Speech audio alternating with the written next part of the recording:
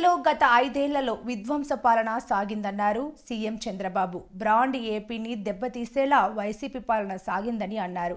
వెలగపూడి సచివాలయంలో నిర్వహించిన జిల్లా కలెక్టర్ల సదస్సులో కలెక్టర్లకు పలు సూచనలు చేశారు. మంచి పాలసీల వల్లే ప్రగతి సాధ్యమవుతుందన్న చంద్రబాబు రాష్ట్ర పునర్నిర్మాణానికి అధికారులు అంకితం కావాలని పిలుపునిచ్చారు. 5 ఏళ్లకు ముందు ఇదే కలెక్టర్ కాన్ఫరెన్స్లో అప్పటి ముఖ్యమంత్రి ప్రజావేదికను కూలగొడతానని అన్నారని, గతంలో తాను సీఎం అయినప్పుడు ఆర్థిక ఇబ్బందులు ఉన్నాయని, అయితే ఇప్పుడు మాత్రం ఆఫీసులలో మోరల్ దెబ్బతిన్నదని అన్నారు.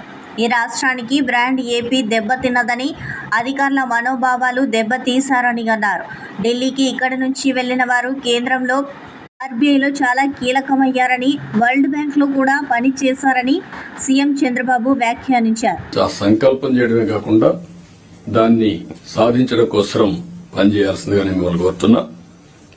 రెండోది, నేను ముందే చెప్పాను, 2014 ఆ రోజు బైఫర్కేషన్ లో కొన్ని ఇబ్బందులు వచ్చాయి.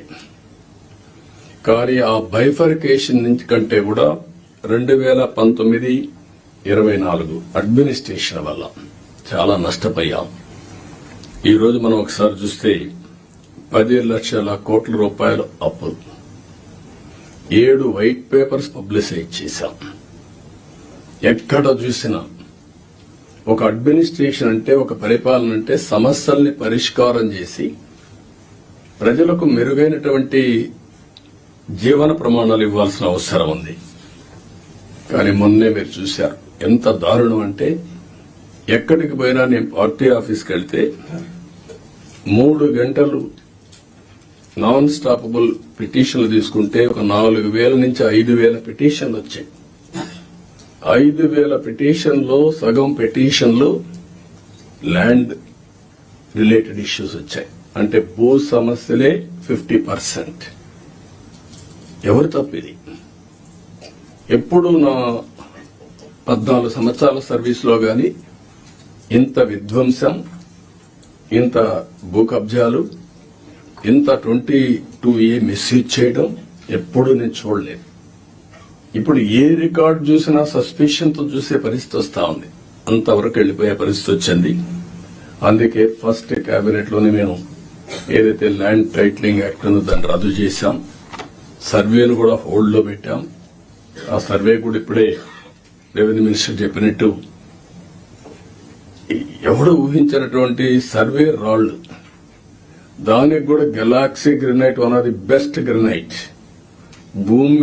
భూమిలో పూడ్చే రాయికి ఇంట్లో వేసుకునే ఒక ఫ్యాన్సీ గెలాక్సీ గ్రెనైట్ పెట్టి దాని మీద ఫోటో వేసుకోవాలని ఆలోచన వచ్చిందంటే ఎంత దుర్మార్గమైన ఆలోచన అర్థం చేసుకోవాల్సిన అవసరం ఉంది మనందరం.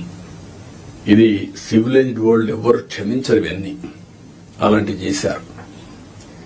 ఇంకొక పక్కన పట్టాదారు పాస్ పుస్తకాల్లో ఫోటోలు వేసుకోవడం. ఇట్ ఈస్ ఏ గవర్నమెంట్, ఇది అథారిటీ. పట్టా ఇచ్చేది నేనెవలా, ముఖ్యమంత్రిగా ఈరోజు ఉంటాను. కానీ తరతరాలుగా తల్లి వాళ్ళ యొక్క పేరెంట్స్ గాని పూర్వీకులు గాని సంపాదించిన కష్టార్జితం అలాంటి దాని మీద ఫోటోలు వేసుకోవడం ఇవన్నీ జరిగాయి.